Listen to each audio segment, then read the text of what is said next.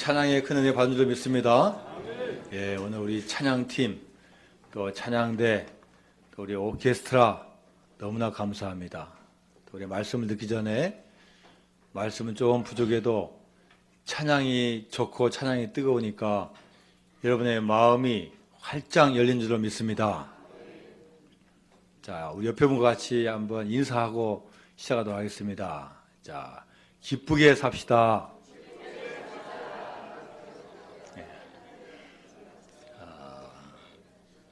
80점밖에 안 돼요. 80점밖에요. 한 번 더 합니다. 기쁨으로 삽시다. 드디어 90점이 됐습니다.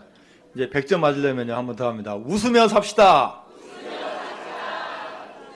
여러분에게 한번 해보세요. 두 분 이상에 다시 한번 웃으며 삽시다.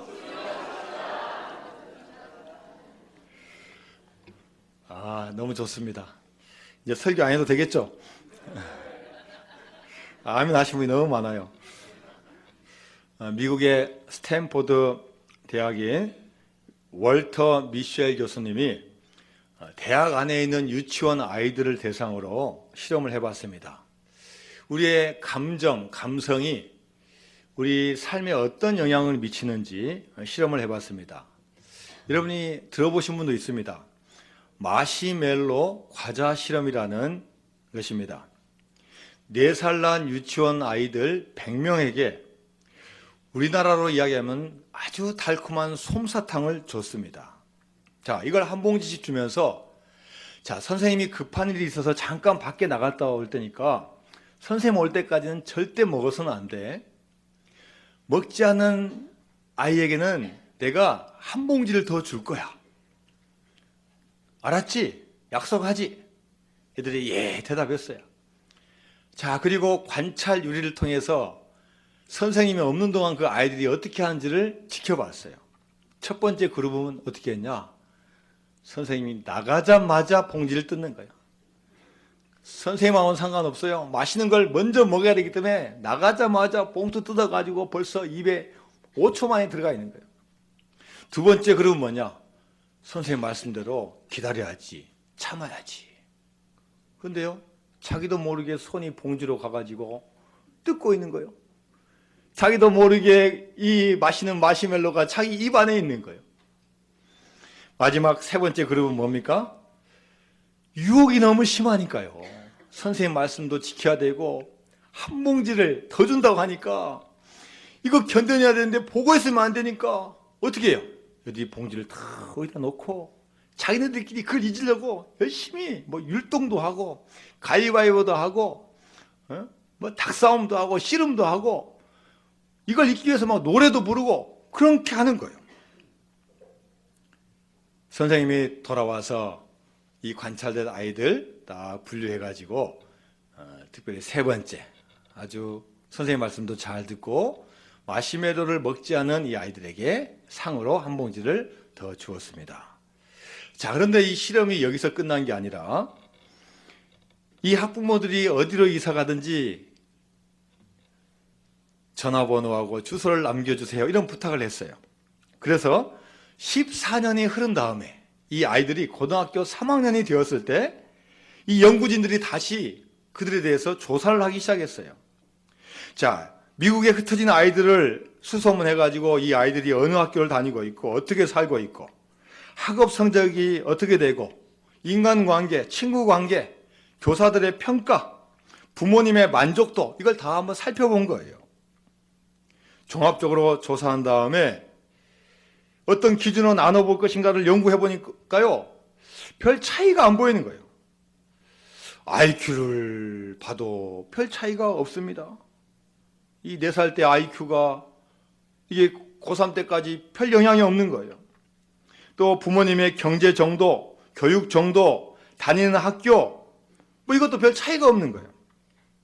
그런데 옛날에 실험했던 대로 첫 번째, 두 번째, 세 번째 그룹을 딱 나눠보니까 이 마지막 그룹, 참고 인내하고 더 상급을 받은 이 그룹이 다른 두 그룹보다도 미국판 대학 수능 시험 SAT라고 하는 그 점수를 200점 더 많이 맞았다는 거예요.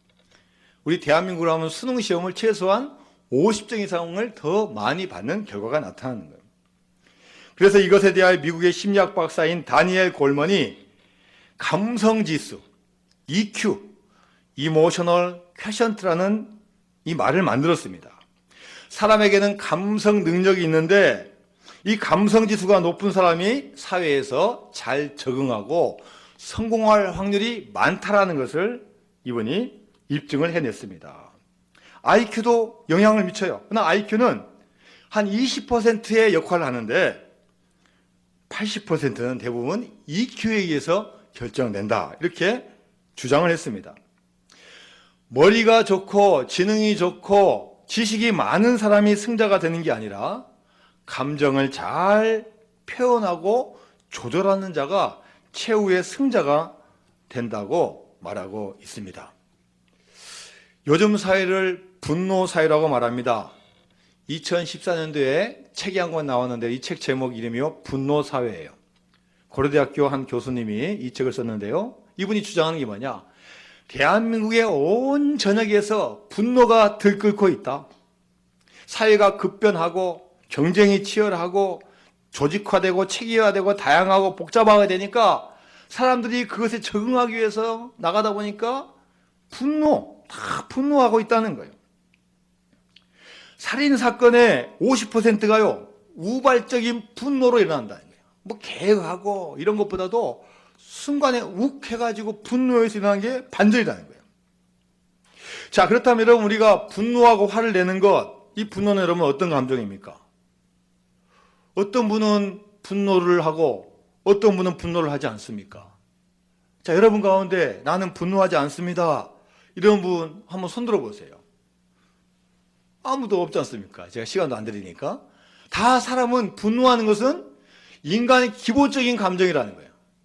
우리 동양에서 희노애락, 그죠? 뭡니까? 기뻐하고 분노하고 슬퍼하고 즐거워하는 거, 이게 모든 사람이 가지고 있는 기본적인 감정이라는 거예요.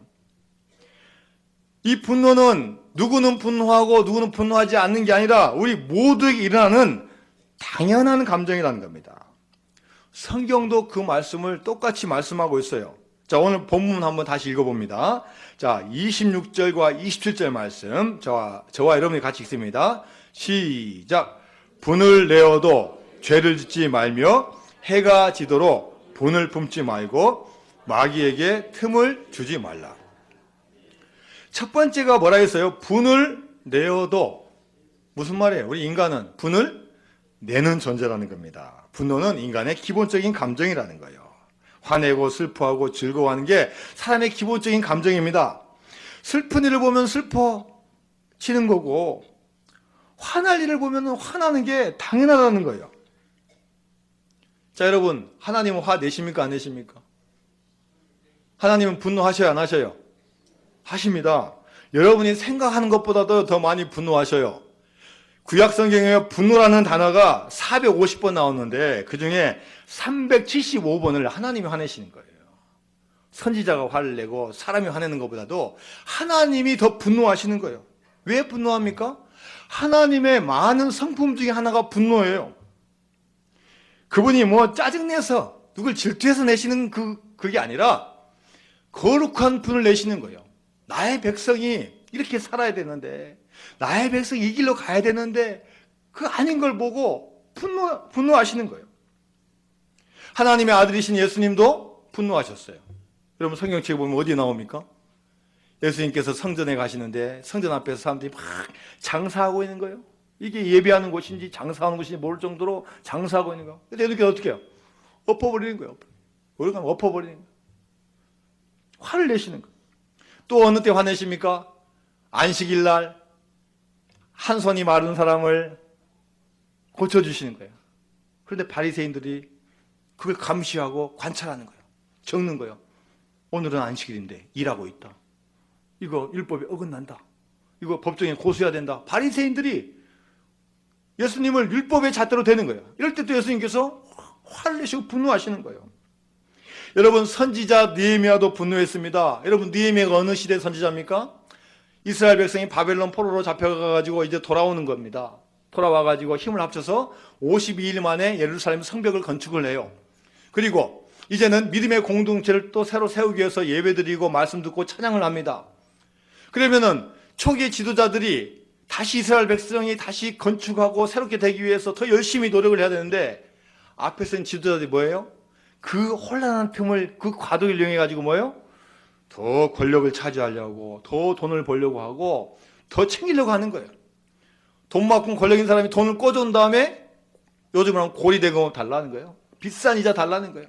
그리고 못 갚으면은 그 자녀들을 팔아넘기는 일들을 지도자들이 하고 있는 거예요. 느헤미야가 보고 의분을 갖게 되는 거예요. 분노를 하게 되는 겁니다. 여러분, 이러한 분노는 당연히 네 아들 분노예요.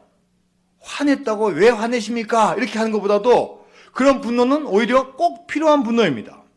하나님이 분노하시고 예수님이 분노하신 건 우리를 사랑하시기 때문에 분노하시는 거예요. 잘 되라고 가르치고 화를 내시는 겁니다. 느헤미야 선지자가 분노하는 것도 자기 욕심을 대로 분노하는 게 아니에요. 이 나라가 잘 되기 위해서, 이 백성이 잘 돼서 하나님께 영광 돌리기 위해서 화를 내는 거예요. 여러분, 우리 가운데 어떤 일을 보거나 겪을 때 저와 여러분도 화를 내고 분노하는 거 당연한 감정이라는 겁니다. 그런데 문제는 뭐냐? 이 감정을 우리가 어떻게 표출하고 어떻게 표현하고 어떻게 승화시키는 가가 더 중요하다는 거예요. 모세가 시내산에서 하나님께서 직접 써주신 십계명 그 두 돌판을 들고 내려옵니다. 하나님과 대면하고 하나님과 함께 있고, 여러분 얼마나 성령 충만했겠습니까? 자, 그런데 내려와 보니까 밑에서 뭐 하고 있어요? 금송아지를 만들고 있는 거예요. 금송아지를 만들라고. 이게 하나님이다. 이게 하나님이다. 눈에 보이지 않고 지도자가 없으니까 이게 하나님이고 이게 신이니까 우리 여기다 경배하지 않는 거예요. 아니, 모세가 조금 참아야 되는데 그 순간 참지 못하고 어떻게 합니까? 하나님이 주신 그 돌판을요, 늑다 던지대. 모세야 순간적으로 속이 시원했겠죠. 그런데 여러분, 누구의 돌판을 던진 거예요? 하나님이 주신 돌판을 던진 거예요. 아무리 자기가 화를 내더라도 그걸 잘 처리해야 되죠. 따르게 돌판을 옆에 다 갖다 놓고 모여라 해가지고 뭐 교육을 좀 시킨다든지 뭐 화를 푼다든지 하면은 하나님께서 인정하시는데, 그냥 자기 마음대로 하나님 거를 하니까 하나님께서 이걸 보고 마음에 들지 않으신 거예요. 여러분, 우리는 분노는 당연한 감정이기 때문에 분노할 수 있어요. 그러나 그 방법이 올바르고 좋아야 된다는 겁니다. 혹시 여러분, 우리가 분노를 잘 처리하고 조절하지 못하면 어떻게 됩니까? 여러분, 인생의 패배자가 됩니다. 정서를 통제할 수 있는 능력이 있어야 되는데 그게 없으면요, 인생의 어려움에 처하게 되는 거예요. 분노를 다스리는 능력이 없어서 여러분 실패하는 사람이 여러분 우리 주변에 얼마나 많은지 몰라요. 화낼 때는 괜찮은데 그것 때문에요, 공동체가 힘들어지고 개인이 힘들어지고 주변이 힘들어지는 일이 얼마나 많이 벌어진지 몰라요. 제가 3월 특세 때 예화를 드렸던 지금 멕시코에 계시는 우리 권기성 선교사님이 계십니다. 이 선교사님이 어렸을 때 아버지가 늘 술을 좋아하셨어요. 여러분, 술을 드셔도 좀 멋지게 드시면 괜찮아요. 그런데 술만 드시면 이번 집에 와서 뭐예요? 그냥 싹 쓸어버리는 거예요. 싹 쓸어버리는 거예요.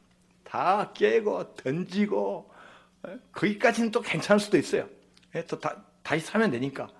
그런데 이제는 자기 아내를 때리고 그 사남매를 때리는 거예요. 그러니까 어떻게 합니까? 다 도망가죠. 친척 집으로 도망가고 이웃 형 집으로 다 도망가는 거예요. 아니, 화를 갖다가 잘 뭐 한 잔 먹고 그냥 풀어서 넘긴다든지 아니면 또 다른 방법을 푼다든지 이렇게 거기서 끝나면 되는데, 이걸 막 폭행으로 가고, 폭행도 좋은 건 절대 아니에요. 그냥 거기까지 인정하다고 쳐요. 그러면 다음에 어떻게 잘해야 될까요? 분에 못 이겨가지고 어떻게 돼요? 밤에 혼자 목매에 닫아서 죽은 거예요. 이 선교사님이 그 어렸을 때 그 모습을 보고 얼마나 우리 감정을 다스리는 게 얼마나 중요한지를 이분이 깨달았다고 고백하는 거예요. 여러분, 우리가 분노를 표현하는 거 잘해야 됩니다. 분노를 잘 표현하지 못하면요, 대인관계를 파괴시킵니다. 여러분, 내가 화났다고 집에 가서 여러분 아내에게 해보세요. 내가 화났다고 여러분 남편에게 해보세요. 한두 번 참을 수 있지만 여러분 계속 참겠습니까? 내 아내와 내 남편이 참겠습니까? 싸움이 일어나는 거예요. 싸움이 일어나는 거예요. 쥐레 받치고 막 폭탄이 뻥뻥 못 터지는 거예요. 남자분들은 밖에서 열심히 일했는데 상사한테 혼났어요. 거기다 화 못 푸니까 그냥 집에 와서 화 푸는 거예요. 당신 계속 싸우는 거예요. 밖에서 기분 나쁜 거 안에서. 여러분, 여자분들은 어느 때 막 시비 걸어요. 남자들한테. 동창회 갔다 오면 문제가 생겨요. 동창회 갔다 오면. 누구는 남자 잘못 만나가지고 뭐 고급차 타고 다니고 뭐 하는데 나는 왜 그래? 화나는데 남편이 그렇게 무는 애가 보이면 또 붙는 거예요. 여러분, 내 분노를 여러분 자녀에게 한번 화내보십시오. 처음에 어려서 괜찮아요. 근데 이 아이들이 커가면서요, 부모님에 대해서 마음은 꽉 닫습니다. 여러분, 이 열리려면요, 너무 힘들어요. 분노를 절대 밖에서 표출하지, 집에서 표출하면 이 아이들이요, 나중에 결혼해서도 문제가 되고, 이것을 해결하지 못하는 거예요. 여러분, 직장 동료에게 한번 해보세요, 한번. 그분이 여러분 만나주는가? 어쩔 수 없이 바이렉트를 만나자면 나중에 슬슬 피하는 거예요. 인간관계 파괴되고 직장에서요, 효율적으로 일하지 못합니다. 내가 사업하는 파트너에게 한번 화를 내보세요. 그분이 자기하고 사업하려고 하는가? 점차 거래가 끊어지고요, 그 거래처 딴 데로 돌리는 거예요. 상대방에게 분노를 잘못 표출하면 그 대가가 지금은 남에게 오는 것 같지만 자기한테 온다는 거야. 소외당합니다. 왕따 당합니다. 외로워집니다. 친밀감이 떨어지는 거예요. 같이 있는 사람들이 슬슬 피하는 거예요. 결국에는 건강하고 저 인간관계 끊어지고 그 대가가 다 자기한테 고스란히 돌아오는 거예요. 분노는 다른 사람만 힘들게 하는 게 아니라 그 사람 자신을 망치는 거예요. 그 사람 정서가 이제 파괴되는 거예요. 마음의 평안이 사라지고 불안합니다. 화를 냈던 것에 계속 후회되면서 또 화를 내는 거예요. 경제적으로 사회적으로 힘들어집니다. 분노 다스리지 못하니까 그냥 주먹 날아가는 거예요. 그 대가 내가 받는 거예요. 벌금 내야 되고 감옥 가야 되고 조사 받아야 되고 얼마나 힘들고 어려운지 몰라요. 성도는 화를 낼 수 있지만 죄를 짓지 말라고 오늘 말씀에서 말하고 있는 겁니다. 분을 내어도 죄를 짓지 말며, 화가 나더라도 우리가 죄에 빠지지 말라는 겁니다. 여러분, 분노하는 감정은 어쩔 수 없어요. 어떻게 내 마음대로 하고 내 기대대로 다 됩니까? 하다 보면 여러분 내 기대도 안 되는데 얼마나 많은지 몰라요. 화가 나요. 그러나 여러분, 이것을 우리가 어떻게 잘 조절하는가가 중요하다는 겁니다. 사람들로부터 받는 신체적인 해, 자존심이나 인격이 손상되는 상처를 받다 하더라도 우리가 그 가운데서 그 화를 잘 인내하고 잘 조절해야 된다는 겁니다. 여러분, 혹시 분노를 마음속에 품고 계신 분 있습니까? 여러분, 한국에만 있는 특별한 병이 뭐예요? 화병이세요. 화병.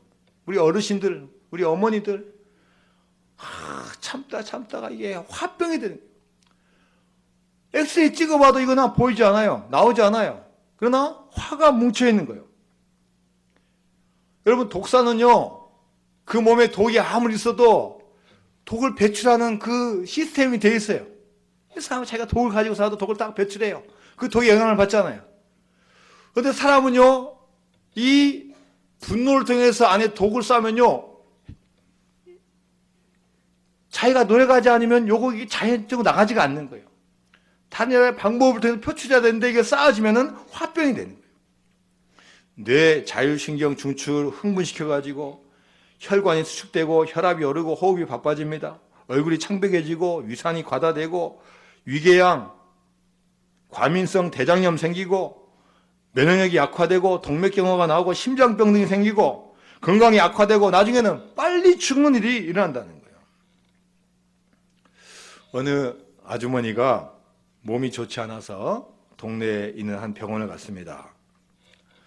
자, 진료를 다 마친 다음에 진료 카드에다가 의사 선생님이 자, 이렇게 사인하는 거예요.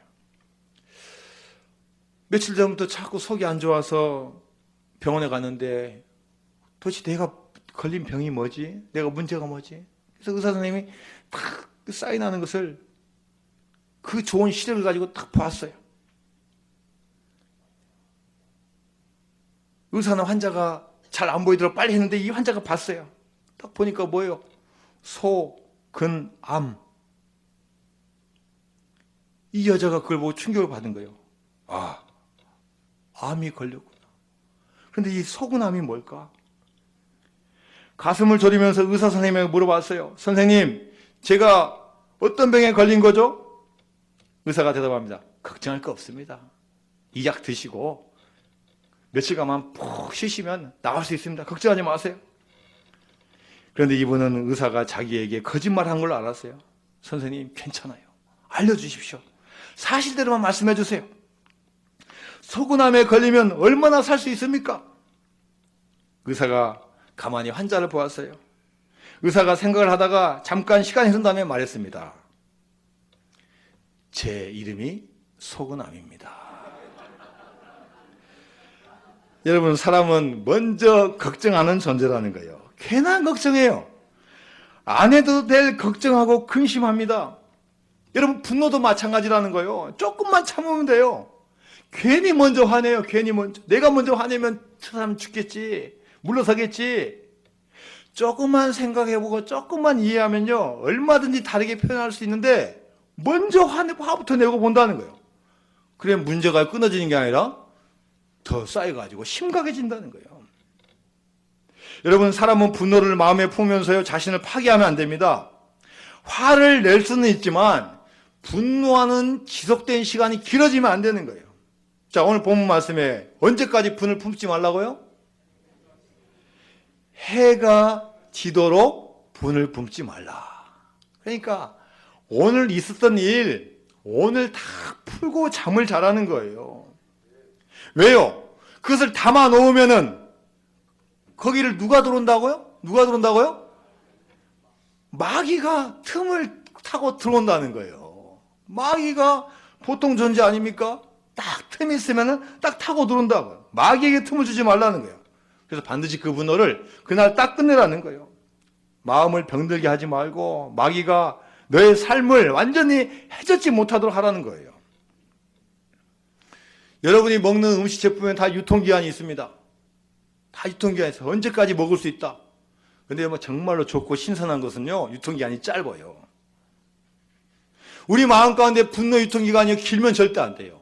24시간 넘어가면 안 됩니다. 짧게 끝내야 돼요. 다 화내는 거예요. 그러나 오래 품으면요, 그 사람들 치명적이라는 거예요. 제품으로 말하면요, 유통기한 지나고 있는 것을 계속 먹고 있는 거예요. 하루 이틀은 괜찮지 모르지만 시간이 가면 갈수록요, 사람의 마음을 상하게 하고 그 인생을 상하게 한다는 겁니다. 그래서 여러분, 이 분노는 표출해야 되는데 좋은 방법으로 표출하라는 거예요. 다른 사람에게 욕하고 비판하고 심지어 죽이기까지 하면 안 된다는 거예요. 오히려 무조건 참는다고 또 큰 문제가 생기는 거예요. 우울증이나 화병, 이런 병이 생긴다는 거예요.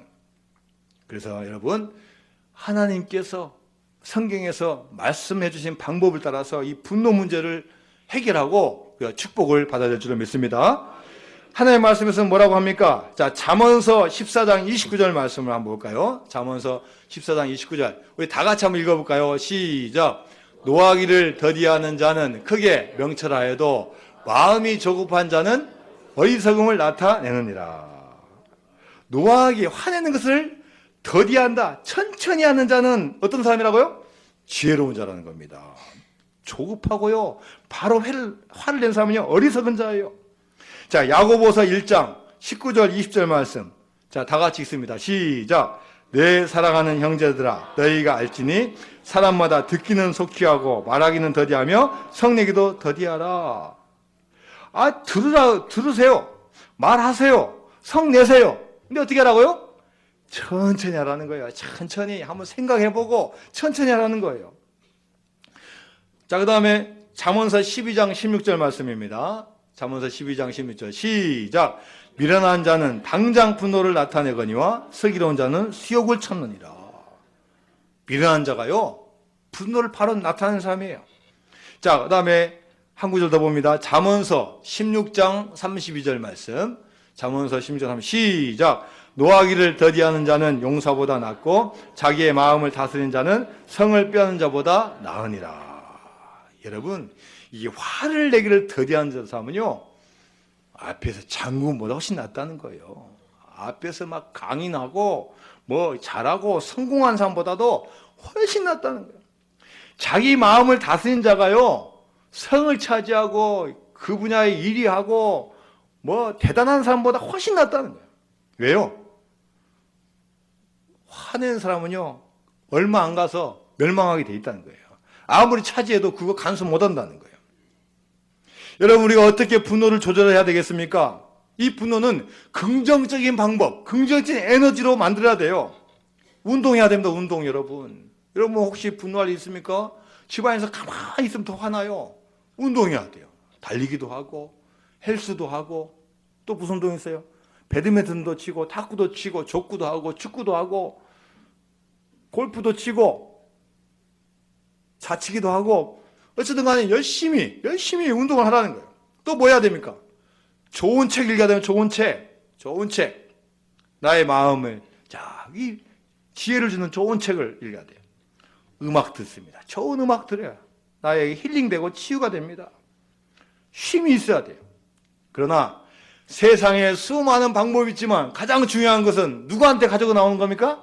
하나님께 가지고 나온 거예요. 하나님께 가지고 나와서 하나님, 저 억울합니다. 하나님, 기도 응답이 안 됐어요. 하나님, 이 분노 하나님께서 책임져 주세요. 하나님 앞에 나와야 된다는 거예요. 여러분, 하나님 외에 누가 여러분의 억울함을 풀어주겠습니까? 여러분, 친한 친구가 풀어줍니까? 여러분, 재판 가면 재판에서 해결해줘요? 여러분, 아주 말 잘하는 대변인 여러분 대변해 줍니까? 하나님밖에 없습니다. 주님 앞에 가져 나오면 주님께서 도와줄 줄 믿습니다. 여러분이 잘 아시는 손양원 목사님, 공산당에게 자기 아들 2명이 죽임을 당했어요. 여러분, 얼마나 화가 날 일이고 얼마나 억울한 일입니까? 근데 여러분, 장례식장에서 손양원 목사님이 10가지 감사를 드린 거예요. 공부 잘하기 위해서 지금 유학 준비를 하고 있는데 미국에 가야 되는데 미국보다 더 좋은 천국을 가게 하시니 감사합니다. 여러분, 우리가 어떻게 그런 기도를 할 수 있겠습니까? 하나님 앞에 우리 모든 걸 가지고 나오니까 하나님께서 그 마음을 사로잡아 주시는 거예요. 위로하여 주시고 분노를 풀어주시고 영적으로 승화시켜 주는 거예요. 여러분, 하나님 앞에 가지고 나오지 않으면 어떻게 되겠어요? 복수해야죠. 내가 차마 목사니까 죽이지 못하지만 너 감옥이라도 가야 된다. 한 무기징역 한번 살아봐라. 그리고 나중에 좀 시간 지나서 좀 이렇게 전도해가지고 살려주고 이렇게 해야 되지 않겠어요? 그런데 하나님께서 그 분노를 어루만져 주시니까요, 다 그게 치유되고 하나님의 방법으로 해결이 된 줄로 믿습니다. 시편에 있는 모든 시를 보십시오. 다 하나님한테 억울함을 다 표현하는 거예요. 자신의 분노, 억울한 거 다 하나님 앞에 내놓는 거예요. 혼자만의 공간에서 예배당에서 주님 앞에 소리를 치면서 아니면 침묵으로 기도하는 겁니다. 어느 교회 여자 집사님이 간증한 내용입니다. 남편이 아무리 교회를 가자 해도 교회를 안 나와요. 금식 기도하고 울면서 기도하고 애써도 남편이 교회 나오질 않습니다. 그래서 어느 날 남편 구두를 가지고 새벽 기도를 나온 거예요. 그리고 강대상 앞에 나와서 하나님 앞에 간절히 울면서 기도하는 거예요. 주님, 제 남편 구두가 먼저 나왔습니다. 구두 주인도 앞으로 속히 따라 나올 줄로 믿습니다. 처음에 울면서 기도했는데요, 기도하다 보니까요, 이분이 울다가 이제 웃어지는 거예요. 왜 웃어집니까? 기도하다 보니까 하나님께서 이 여인의 마음을 만져주신 거예요. 남편이 나올 것 같다. 이런 마음에 확신이 생기는 거예요. 그러니까 이제, 남편 나올 거 생각하니까 자기도 모르게 막 우는 거예요. 아마 그것을 딴 사람이 봤으면 미쳤다 했을 거예요. 막. 울다가 웃다가 하니까 웃고 있는 거예요. 그 다음날 아침입니다. 남편이 출근할 때 남편 구두를 챙겨주면서 또 웃는 거예요. 왜 웃어요? 야, 이 구두 주인이 곧 교회 나오지? 그래서 기분이 좋으니까 웃는 거예요. 남편이 아내 얼굴 보니까 허허, 이 아내가 웃고 있거든요. 오늘따라 당신 얼굴이 왜 이렇게 예쁘지? 이렇게 아름답네? 이유가 뭐야? 나 교회 가서 은혜 받았어요. 그러니까 남편이 말합니다. 요즘 경기도 어려워서 사업도 안 되고 세상 살기도 힘든데 나 당신 따라 웃고나 살까? 그래서 바로 그 주에 교회에 나온 줄로 믿습니다. 여러분, 하나님 앞에서 웃는 거, 하나님의 형상을 닮은 하나님의 존재가 하나님 앞에서 웃는 거, 기뻐하는 거, 하나님이 가장 축복해 주시는, 하나님 기뻐하시는 방법인 줄로 믿습니다. 여러분, 웃으면 엔돌핀이 생겨요. 우리 몸에 치면 모든 암을 다 방어할 수 있어요. 웃음은 건강의 특효약입니다. 하루에요, 좀 미친 것처럼 실없이 15번만 웃으래요. 암 안 생긴대요. 암 안 생긴대요. 암세포가요, 사라진대요.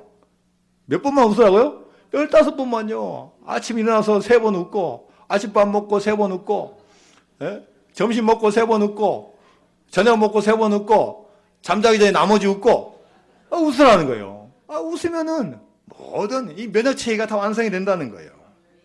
여러분, 하나님 앞에 우리가 나와서 물어야 될 때도 있지만 하나님 앞에서 웃을 때가 더 많아야 될 줄로 믿습니다. 내가 즐거워야 돼요. 하나님이 나를 주신 거, 이 땅에 보내주신 거, 여기에 보내주신 거 감사해야 돼요. 여러분, 어렵다고 인상 쓰고 좋다고 웃으면요, 그 인생 별 가치가 없어요. 다 그렇게 사십니다. 그러나 힘들고 어려울 때 하나님께 감사하고 웃는 인생이야말로 진짜 축복된 인생이 될 줄로 믿습니다. 여러분, 늘 싸움만 한 교회가 있었어요. 교인들끼리 싸우고, 목사님하고 장로님하고 싸우고, 또 부서에서 싸우고, 다른 부서끼리 싸우고, 늘 싸우는 교회가 있어요. 자기 마음에 안 맞는다고요, 다른 부원들 텃세 부려요. 다른 교인들 텃세 부려요. 특별히 세가족 오는 거 별로 안 좋아해요. 타교에서 장로님 오시거나 타교에서 안수집사님 권사님 오면 안 좋아해요. 나의 경쟁자인데 이분이 내 자리 차지하면 어떠지? 안 좋아해요. 그리고 결정적으로 목사님이 마음에 안 맞으면, 자, 오늘 공동회의를 열겠습니다. 자, 목사님 투표합시다. 자, 3분의 2 넘었습니다. 목사님 안녕히 가세요. 자, 마음에 안 맞으면 쫓아내버려요. 그러니까 목사님들이 자주 바뀝니다. 결국 목사님들이 수없이 왔다 갔다 하고 그 사이에 교인들은 한 명씩 두 명씩 떠나가는 거예요. 그리고 또 어떤 목사님이 이 교회에 부임해 오셨어요. 교회가 싸우니까 동네 사람들이 다 알고 있어요. 이번에 오신 저기 교회 목사님은 도대체 얼마나 갈까? 우리 한번 내기할까? 1년 넘긴다. 1년 못 넘긴다. 아니야, 이거 3년 갈 수 있을 거야. 그 전에 하도 쫓겨났으니까 이분 조심해서 3년 갈 거야. 그런데 이게 웬일입니까? 교회가 별 말이 안 들려와요. 목사님이 바뀌었다는 소식이 나와야 되는데 무슨 소식이 없어요. 그래서 동네 사람들이 궁금해가지고 이 교인 한 분에게 물어봤어요. 요즘 교회가 왜 이렇게 조용해요? 그러니까 교인이 대답합니다. 서로 잘 만나서 그래요. 아니, 이게 무슨 말이에요? 마을 사람들이 호기심이 나는 거예요. 뭐가 그렇게 잘 만났습니까? 그러니까 교인이요, 그 상황을 이야기해 주는 거예요. 우리 목사님이 부임해서 첫 설교 하셨는데 이 첫 설교 제목이 뭐냐? 우리 서로 잘 만났습니다. 자, 여러분, 우리가 그 설교는 못 들었지만 우리가 같이 한번 인사 한번 합니다. 자, 우리 서로 잘 만났습니다. 자, 우리 서로 잘 만났습니다. 이 제목으로 설교하시는 거예요. 어떻게 설교하시냐? 제가 이 교회 부임해서 보고 또 지금 이 자리에서 둘러보니까 다른 교회와 차이점이 있습니다. 양들은 보이지 않고 이리와 늑대뿐입니다. 수근수근거려. 저 목사님 일주일이면 끝이다. 이게 웬일이에요? 이게 목사님, 이게 설교가 이게 이상합니다. 예? 양들은 보이지 않고 이리와 늑대뿐입니다. 그리고 목사님이 계속 이야기하시는 거예요. 이렇게 교인들이 많이 줄어든 것은 이리와 늑대들이 양들을 다 잡아먹어서 양들이 없는 줄 압니다.